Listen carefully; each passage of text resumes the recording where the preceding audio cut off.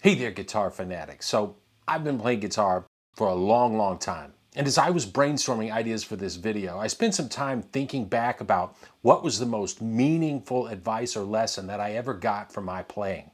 Was there one thing that I learned above all others that helped me clear the hurdle from being an intermediate player that still struggled to make my way around the fretboard to being a confident, smooth, advanced, and ultimately professional player? I realized that one bit of advice about practicing stood out above all the other technique and theory advice that I'd ever received. Technique and theory are great and we have to know it, but this practice advice is what allowed me to put all that stuff together. I'm going to share that information with you in this lesson today. I'm Charlie Long. Thanks for checking out the channel, and let's play some guitar. So you need to hear a little backstory. What was this advice and why was it so meaningful? What was it that made such a huge difference in my playing? Well, it happened decades ago in my very first lesson with a new instructor. I was on a mission to really get my playing together after a bit of a lazy spell, and we started off with what I thought was going to be easy. He handed me a fretboard diagram with the 5 pentatonic boxes in A minor and said, be able to play these when you come back next week. Now, I kind of smirked and said, hey, no problem, and then he dropped the hammer. Be able to play them 8th note triplets at 120 beats a minute, 2 octaves, ascending and descending, and be able to play them continuously through all 12 keys using the circle of fourths. And don't use the same pattern twice in a row or you're going to have to start over. Well, my smirk quickly faded and turned into the thought, this is a whole new ball game. I'd never practiced like that. I'd been playing for years and I knew a bunch of scales, arpeggios, chords, but nobody had ever asked me to take a pattern that I'd learned and transpose it on the fly through all 12 keys. My world was literally changed forever because I was being asked to think and perform on an entirely different level. And we did the same thing with every scale and arpeggio shape I learned as long as I worked with this instructor. And it turned out to be the greatest thing that ever happened for my ability to move freely around the guitar neck and solo and improvise in the way that I really wanted to. Let me show you what that's all about, how to practice this way, and then we're going to apply these ideas to the chord changes of some of the most famous guitar songs ever. Check it out. So first of all, this is the circle of fourths if you read it counterclockwise. We could also refer to it as the circle of fifths if we read it clockwise. What's it mean? Well, if I start on a C note and I play the first 4 notes of the C major scale, I end up on an F. F we would call the 4th of C. For the purposes of practicing like this, we then switch keys to F major. And if I play the first 4 notes of F major, I end up on B flat. B flat, we would say, is the 4th of F. And then we'd switch keys again to B flat. The idea is to go all the way around the circle and be able to transpose whatever concept you're practicing to each of the 12 keys. Now, right away, this exercise changes your brain. It makes you start thinking multiple steps ahead. You have to start problem solving, number one, by memorizing which key is next and next and next and next in the circle. But then you also have to start thinking about what pattern of a scale or arpeggio it is you want to use next. Where's the most efficient spot on the fretboard to play it? And you have to keep thinking ahead like that for as long as you're playing the exercise. It sounds crazy, right? Well, let's wade into the baby pool with some simple major triad shapes and get our feet wet. So we're going to use the following 4 shapes. Here's a shape for C major with a root on the 6th string, and we're going to play that root with our middle finger. So we've got C, E, G, or the 1, the 3, and the 5. We could also use that shape with the root on the A string. There's a shape with the root on the 5th string, and we can play the root with our pinky. Again, C, E, G, or the 1, 3, 5, and we could use that shape with the root on the 6th string also. There's a shape with the root on the D string. We're playing the root, the C note at the 10th fret there with our ring finger. And lastly, we've got this shape with the root on the G string, C here at the 5th fret, C, E, G, the 1, 3, 5, and I really don't care how you fret that as long as you're playing the right notes. So let's go through the circle of fourths. We're going to play the C with that shape on the low E. There's an F note right here at the 8th fret. We'll use this shape. So C to F. B flat is at the 8th fret of the D string. We'll use this shape. E flat is at the 8th fret of the G string. We'll use this shape. That brings us to A flat. We're going to jump over to the low E and play at the 4th fret. Now we're going to jump over and we're going to play the D flat shape at the G, B, and E strings, followed by G flat on the D, G, and B strings, starting at the 4th fret. We're going to jump to fret 7 on the E, A, and D and play B major triad, E on the E, D, A, D, and G strings, starting at fret 7, A on the D, G, and B strings, D on the G, B, and E. G would be right here on the D, G, and B strings at the 5th fret. And lastly, we'll play a good old cowboy chord version of the C major triad down in the open position. Now, I intentionally chopped that up a bit, made us jump around to see what's possible. And it's all about learning to think a step or two ahead while you're playing. Ultimately, the idea is to get it where you can play it smoothly and at a decent tempo.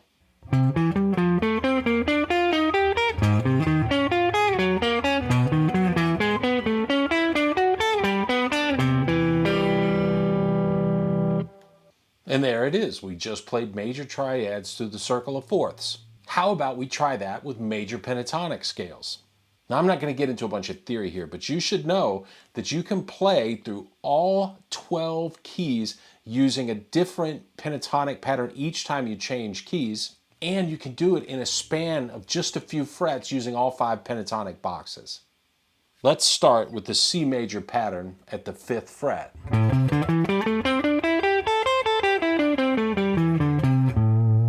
F major pattern 3 is right here with it.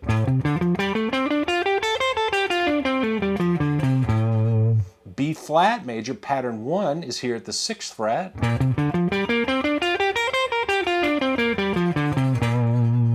E flat pattern 4 is right here at the 6th fret also. As is A flat major pattern 2.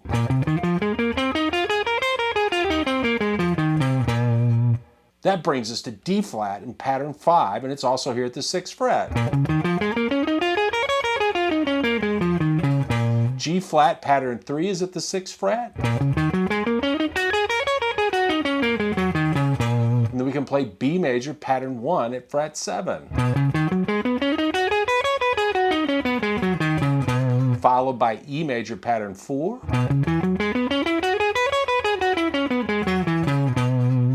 A major pattern 2. D major pattern 5. G major pattern 3. And that brings us back to C major, and we can find pattern 1 here at the 8th fret. And we could start the whole thing over again. And back in the day when I was learning this stuff, that is exactly what I do. You should ultimately practice this until you can start on any one of the 5 pentatonic boxes and cover the whole neck playing through all 12 keys like this. There's probably not a better way to really learn all the patterns of the pentatonic scale and to be able to play them anywhere on the neck without hesitation or getting lost. This also goes for the modes of any scale that you're trying to gain mastery of, or 7th arpeggios, really any technical aspect on guitar. If you play it through the circle of fourths like this, you can't help but ingrain it. So you might be thinking, well, this is a nice concept as an exercise for building my fretboard knowledge, but we want to get out of the practice room and play some actual music, right? Well, it just so happens that in a lot of the music we play, the chord progressions move in fourths also. The difference being we've been moving in fourths and changing keys each time. But staying within the chords of a key and moving in fourths is a very popular songwriting technique. Let's take a look at the C major scale. So we've got the notes C, D, E, F, G, A, and B. We can assign each of those notes a number. C is the 1 or the root, D being the 2nd, E being the 3rd, F is the 4th, G is the 5th, A is the 6th, and B is the 7th. Taking it one step further and building chords off each of those notes, we can build triads or seventh chords.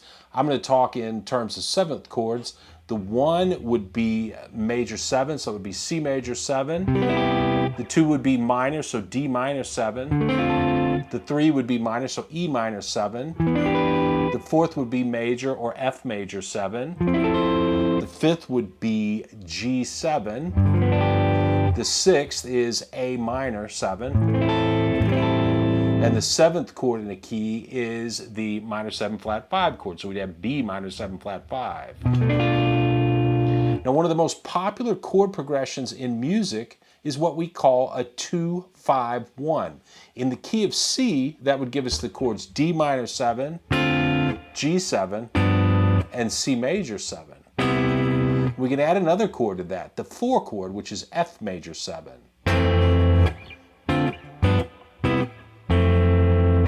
And that little progression, we're moving through the chords of a key in fourths. From going from D to G, they're 4 notes apart. G to C, 4 notes apart.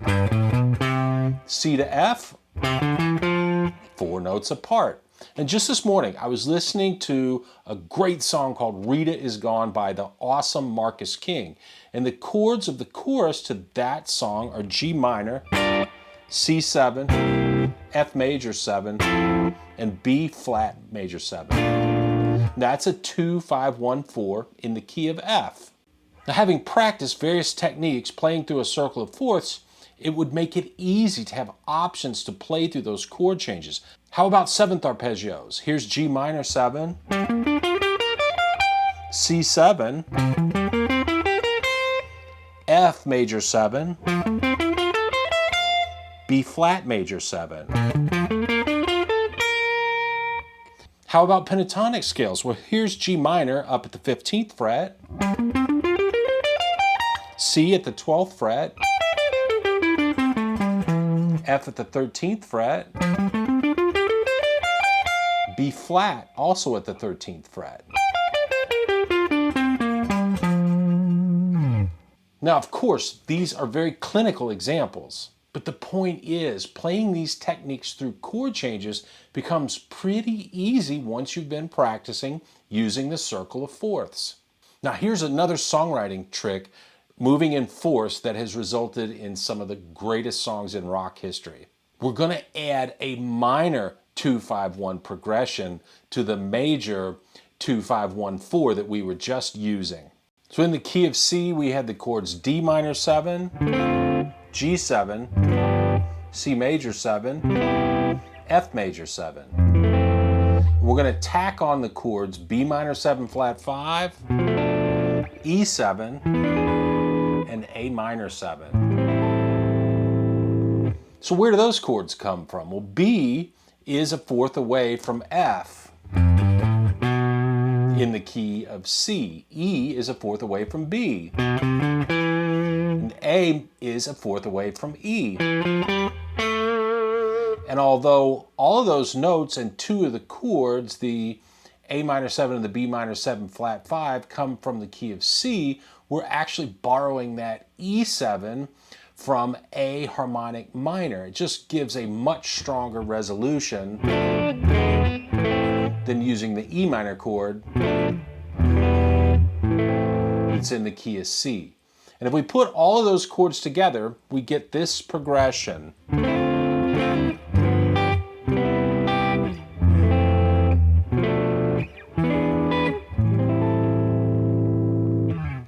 That's a sound you've definitely heard if you're a fan of Carlos Santana or Gary Moore. Think of the Santana classic Europa. That song has a 2-5-6-4 in E flat major, and then a minor 2-5-1 in C minor. Gary Moore's most famous song, Still Got the Blues, it's got a 2-5-1-4 in C, and then a minor 2-5-1 from A minor. And And another absolute classic by Gary that contains some incredibly emotional guitar playing is a song called Parisian Walkways. Same key, same progressionist, still got the blues.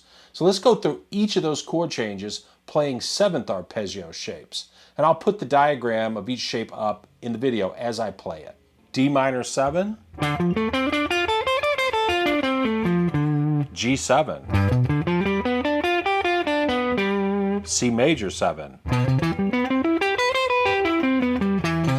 F major 7, B minor 7 flat 5, E7, A minor 7,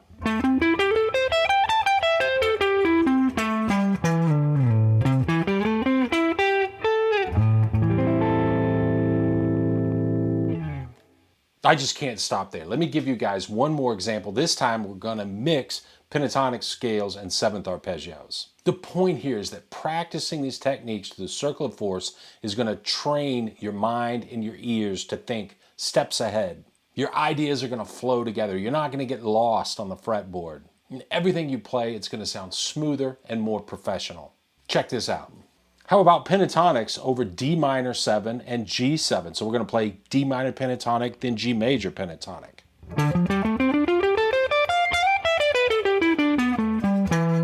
Let's play a C major 7 arpeggio followed by F major pentatonic.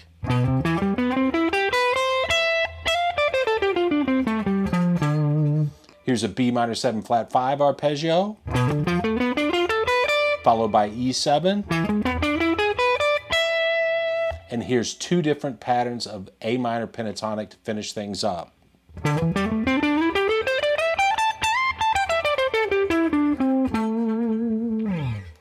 So that playing, that was all just examples. It wasn't really improvising or soloing per se.